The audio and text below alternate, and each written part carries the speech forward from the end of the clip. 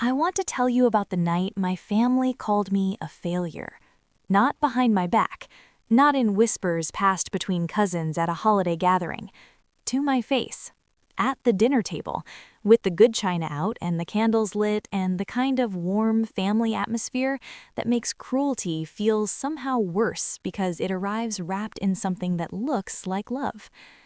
My family had opinions about my choices. They always had. I was the one who had left the stable corporate job 3 years ago to build something of my own, an online business, content, consulting, digital products, the kind of work that people who haven't done it don't understand and therefore don't respect. What exactly do you do? My Uncle Richard had asked at least 40 times over 3 years. It's digital, I would say. But what does that mean? He would say.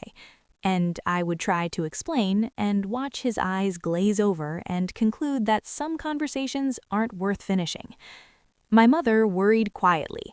My father expressed his concern through practical suggestions. Have you thought about going back to the firm? They'd probably take you back.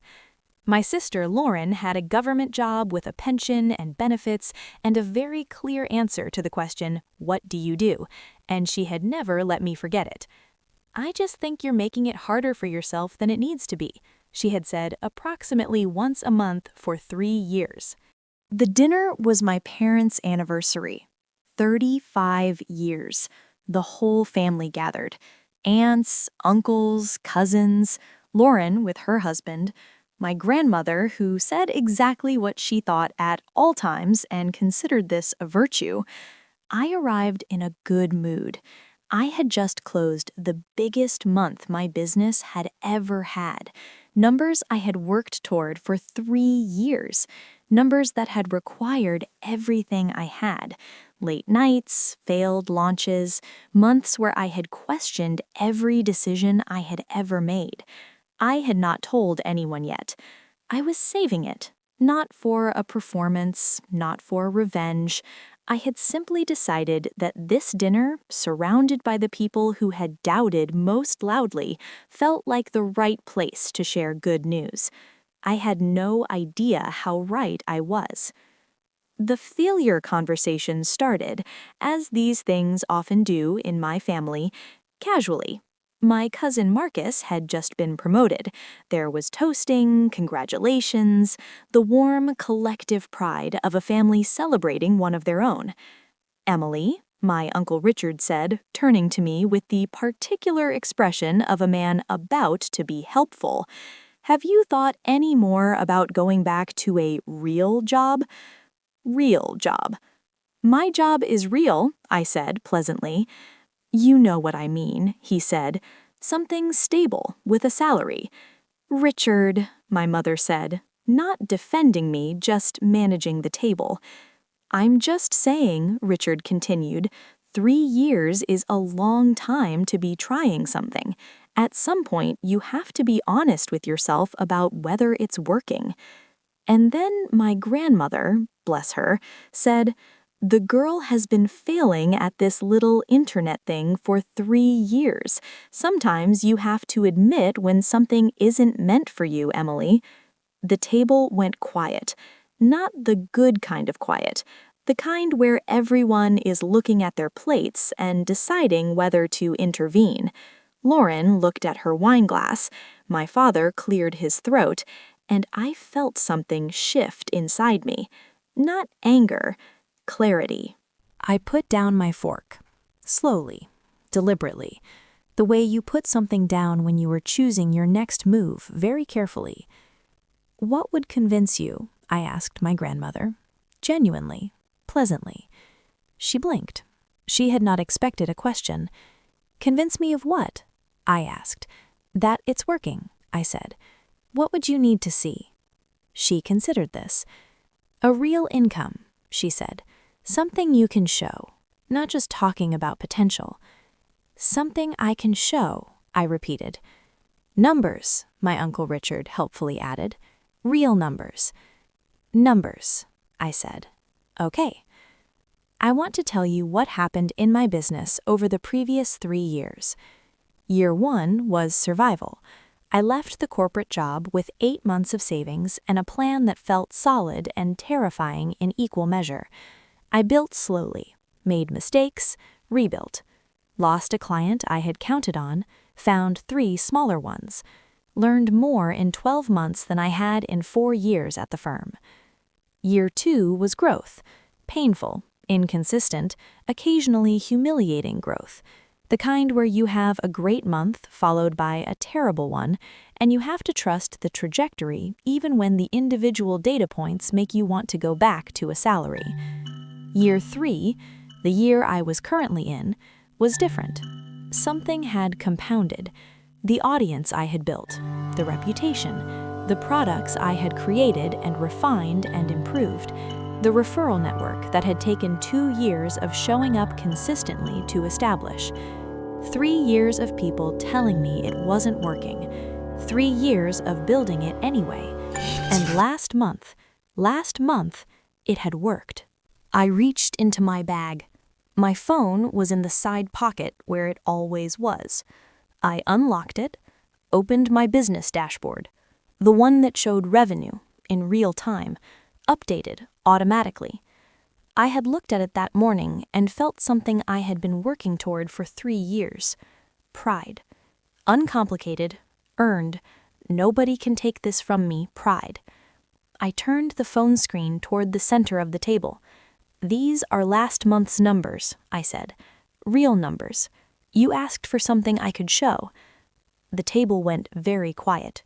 A different kind of quiet this time. My Uncle Richard leaned forward. My grandmother put on her reading glasses. Lauren set down her wineglass.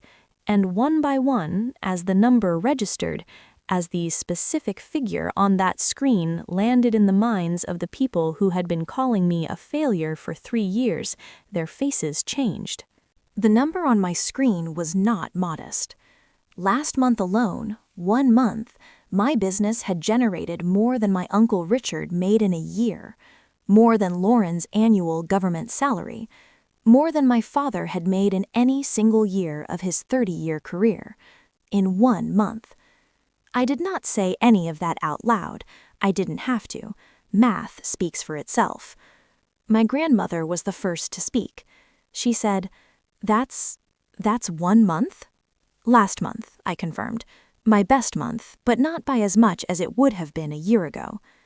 "Emily," my Uncle Richard said, and for the first time in 3 years, he said my name without the particular inflection of a man managing his disappointment in me.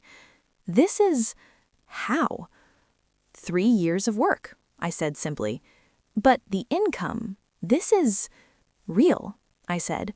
"You asked for real numbers. Those are real numbers." Lauren was quiet. She had been quiet since I turned the phone around. I looked at her across the table. She met my eyes, and I saw something there that I hadn't expected. Not jealousy, not defensiveness. Pride. The complicated kind. The kind that comes with a side of something that looked like guilt. "I'm sorry," she said quietly, "for the once-a-month conversations." "You were worried," I said. "I was patronizing," she said. "There's a difference." "Yes," I said, "there is." My father spoke last. He had been sitting at the head of the table through all of it, through Richard's comments, my grandmother's verdict, Lauren's apology, the number on my phone that was still sitting in the center of the table like a piece of evidence. "I owe you an apology," he said. "Dad?" "No," he said. "I do. I told you to go back to the firm, more than once. I told you it wasn't practical." He paused. "I was wrong." 3 words, from a man who did not say them easily. "You weren't wrong to worry," I said. "You were wrong to stop believing." He nodded. Once, slowly. "I know," he said. "I'm sorry, Emily." I had one more thing to say. Not to Richard, not to my grandmother, to all of them. I had been carrying it for 3 years, and this felt like the right moment, not to wound, but to be honest in the way that people who love each other owe each other honesty. "I need to tell you something," I said, "and I need you to hear it." The table was listening. When you tell someone their dream isn't working, when you ask them month after month to consider giving up, you're not being practical, you're not being helpful, you're eroding something that is very hard to rebuild. Silence. I almost stopped, I said, twice, not because the business wasn't growing, it was, slowly, but because the people I loved kept telling me it wasn't real. My mother's eyes filled. The business survived, I said. I want our relationships to as well. But for that to happen, I need you to decide, right now, tonight, that the next time someone at this table builds something you don't understand, you choose curiosity over criticism. You ask questions instead of delivering verdicts. My grandmother, who said exactly what she thought at all times and considered it a virtue, looked at me for a long moment. Then she said, "You're right." 2 words, from a woman who had never, in my memory, said them at a dinner table. "I was unkind," she said. "I didn't understand what you were doing, and I called it failure. That wasn't fair." I reached across the table, took her hand. "Thank you," I said. "Don't thank me," she said. "Just keep going." I laughed. The table, slowly, carefully, laughed with me. People ask me what the number was. I don't share it publicly, not because I'm ashamed of it, because it's not the point. The point is that I built something real while people I loved told me I was failing, that I showed up every day for 3 years without the validation I would have liked to have had, that I sat at a dinner table and let someone call me a failure and responded not with anger, but with evidence. Real numbers. 3 years of them. The business kept growing after that dinner. My family kept asking questions, real ones, curious ones, the kind that come from people who have decided to understand rather than dismiss. My grandmother called me the following Tuesday, asked if I could explain what I did. Really explain it. I talked for an hour. She asked 17 questions. It was the best conversation we had ever had.